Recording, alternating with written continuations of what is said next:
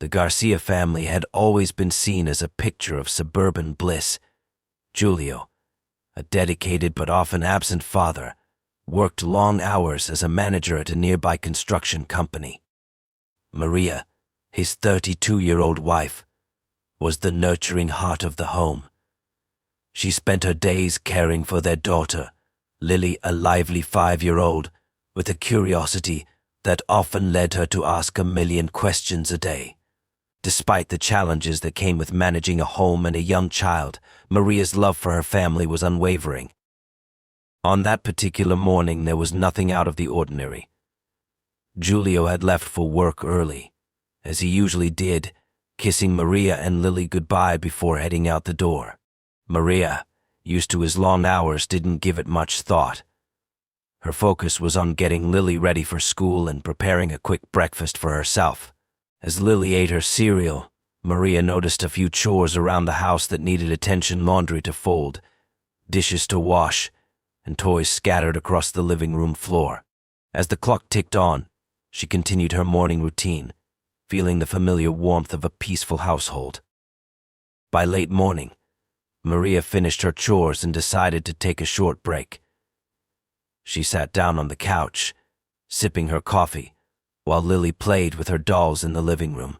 The world outside the Garcia home seemed still and tranquil, an ordinary suburban day unfolding.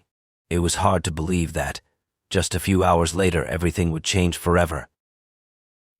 At 11:15 a.m., the neighbor next door, Mrs. Foster, was sitting in her living room when she heard a loud thud from the direction of the Garcia house. Startled, she looked out of her window but didn't see anything unusual. At first, she thought it was just the sound of a dropped object or something falling. But then, she noticed a silence that didn't feel right. Mrs. Foster felt a chill run down her spine. There was something unnerving about that silence. The usual sounds of life in the Garcia household, Maria's voice calling Lily to finish her breakfast, the creak of the floorboards, had vanished. In the quiet stillness, the sound of a child crying pierced the air. Mrs. Foster quickly turned to the window again, now more concerned.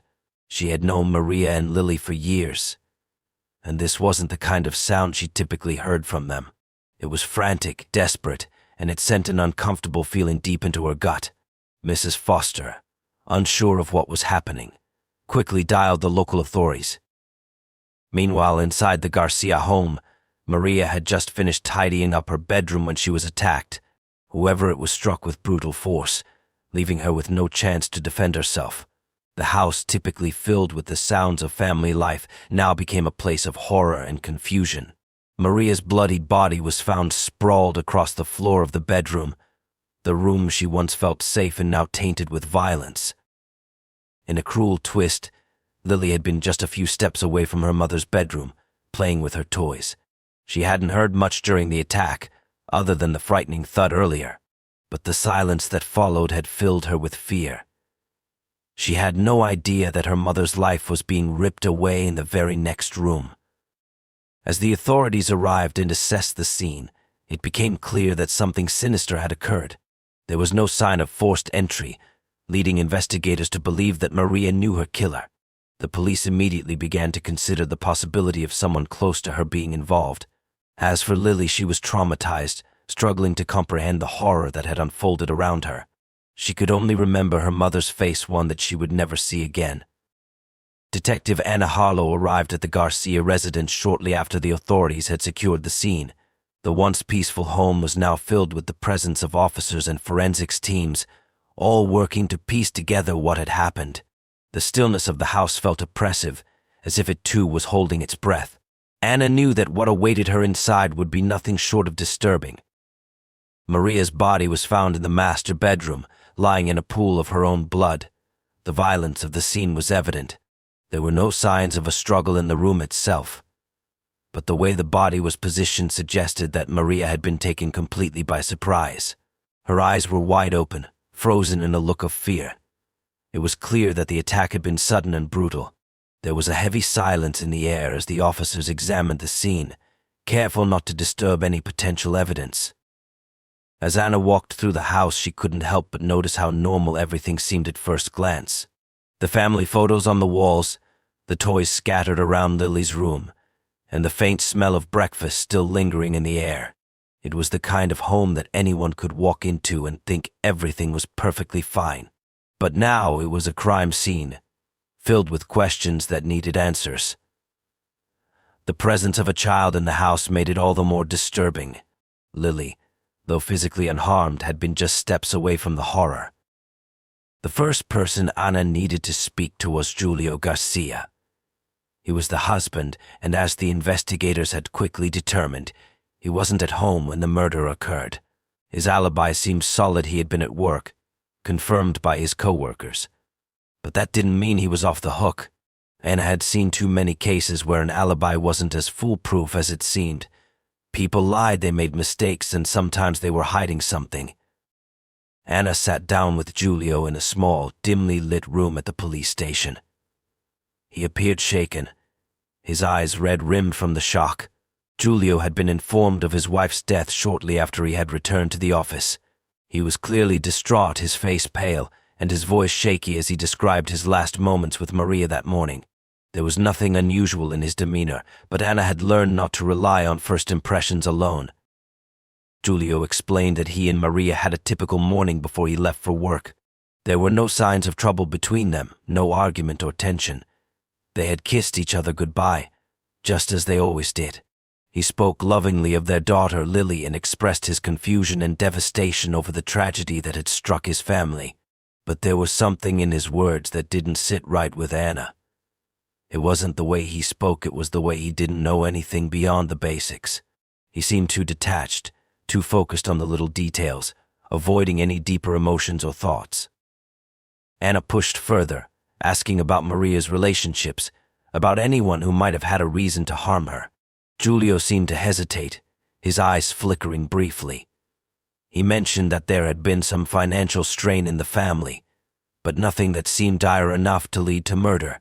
He quickly brushed it aside, stating that their marriage had been good. There were no affairs, no major fights, nothing that could have led to something like this. But Ana knew better. People didn't just snap without a reason. There was always something beneath the surface. As Ana continued to question Julio, she couldn't shake the feeling that he wasn't telling her everything. His calmness seemed almost rehearsed, too controlled for a man who had just lost his wife. Ana's instincts told her to dig deeper. Was it possible that Julio was involved in his wife's murder? Or was there someone else lurking in the shadows? She needed to find the truth, no matter how dark it might be. And as she left the interrogation room, one thing was certain. This case was far from over. As the investigation continued, Detective Ana Harlow focused her efforts on uncovering any hidden details about the Garcia family's life that might shed light on the motive behind Maria's murder. The more she dug, the more she discovered a series of unsettling facts that painted a picture of a family far from perfect. The first clue came when Ana took a closer look at the couple's finances. Julio, while appearing to be the responsible breadwinner, had recently been under immense financial pressure. His company had faced layoffs, and his income had significantly decreased over the past few months. Though he had been keeping up appearances, it was clear that money had been a constant stressor in his life. But what caught Ana's attention wasn't just the strain, it was the number of loans Julio had been taking out to cover mounting expenses. As the debts piled up, Julio had become more distant, retreating into his work to escape the mounting tension at home. Maria, meanwhile, had been responsible for the household budgeting and managing the family's finances. Ana wondered if the pressure of their financial situation had caused deeper cracks in their relationship. Could this financial strain have led Julio to lash out? Or was there something more to the story? As Ana continued her investigation, another piece of the puzzle fell into place. She learned that Maria had been spending time with a man from her past, Robert, an old friend who had recently reappeared in her life. At first it seemed innocent enough, but further questioning revealed that Maria and Robert had been meeting secretly on several occasions. They had known each other for years, and their friendship had grown even closer after Robert had gone through a difficult breakup. Ana couldn't help but wonder, had Maria been planning to leave Julio for Robert? Was there a romantic involvement between them that Julio had no idea about? When Anna confronted Giulio with the information about Robert, his reaction was telling. He grew visibly agitated and defensive. He denied any knowledge of his wife's connection to Robert, insisting that Maria had never mentioned him in a way that suggested anything beyond a friendly reunion. But there was something in his voice, a flicker of fear or perhaps jealousy, that made Anna suspicious. Could it be that Giulio had been aware of the emotional connection between his wife and Robert? Was this a potential motive for murder? Yet even as Anna pieced together these troubling secrets, she couldn't shake the nagging feeling that there was still more to the story. Giulio's possible involvement in his wife's death remained a strong lead, but Anna needed to dig deeper into the family dynamics to uncover the truth. While Giulio may have had financial troubles and could have been driven by jealousy, there was another player in the background that Anna needed to investigate: Don Carlos, Giulio's father. Don Carlos had always been a quiet, reserved man, a pillar of the community, and a frequent visitor to the Garcia home. Anna had initially overlooked him, thinking his presence was merely that of a concerned father. However, a few interviews with neighbors and family friends revealed a different side of Don Carlos. He had a reputation for being controlling, especially with Giulio, his only son. Over the years, Don Carlos had made it clear that he expected Giulio to take care of him financially, and when Giulio started to struggle, Don Carlos became increasingly impatient. Anna began to suspect that Don Carlos may have played a larger role in the events leading to Maria's death. Was it possible that he had resorted to violence to solve his problems, using his son's financial troubles as a cover? As Anna shifted her focus to Don Carlos, she began to uncover troubling details about his involvement in shady business deals. Though nothing concrete had been discovered yet, Anna couldn't ignore the possibility that Don Carlos might have played a part in the murder, perhaps even manipulating his son into becoming a suspect. With each new piece of information, Anna found herself more tangled in the web of lies and secrets surrounding the Garcia family. The more she learned, the more she realized how little she truly knew about the family's inner workings. The truth was out there, but uncovering it would require navigating a maze of deception, jealousy, and hidden motives. Just when it seemed like the investigation was running out of leads, Detective Anna Harlow caught a break that would change everything. A neighbor, Mrs. Thompson, who lived 2 houses down from the Garcias, came forward with information that seemed trivial at first, but ultimately proved to be the missing piece of the puzzle. Mrs. Thompson had mentioned seeing a man in a dark hoodie sneaking around the Garcia house the night before Maria's murder. The man had been moving quickly, and when Mrs. Thompson tried to get a better look, the figure ducked into the shadows and disappeared before she could make any identification. The description was vague, but Anna knew it could be significant. Mrs. Thompson didn't think much of it at the time. After all, people often passed by the neighborhood at odd hours. But once the news of Maria's murder broke, Mrs. Thompson connected the dots. Anna immediately ordered a check of all available surveillance footage from nearby cameras, hoping to find something that could confirm Mrs. Thompson's sighting. After hours of scanning through footage, Anna and her team finally stumbled upon a grainy video from a gas station down the street. It showed a man in a dark hoodie, just as Mrs. Thompson had described. The figure appeared to be walking briskly, his face obscured by the hood, but there was something about the way he moved that felt deliberate, calculated. The video didn't provide a clear view of his face, but it was enough to make Anna suspicious. What struck her most was the fact that the man was carrying a large bag likely filled with items he intended to use for something, perhaps to clean up or dispose of evidence.